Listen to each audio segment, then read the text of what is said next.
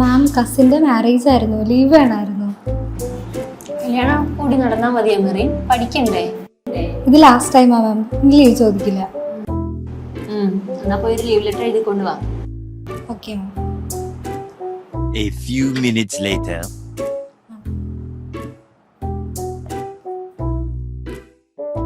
Respected my Marin request you to grandly me to attend my cousin's wedding ceremony.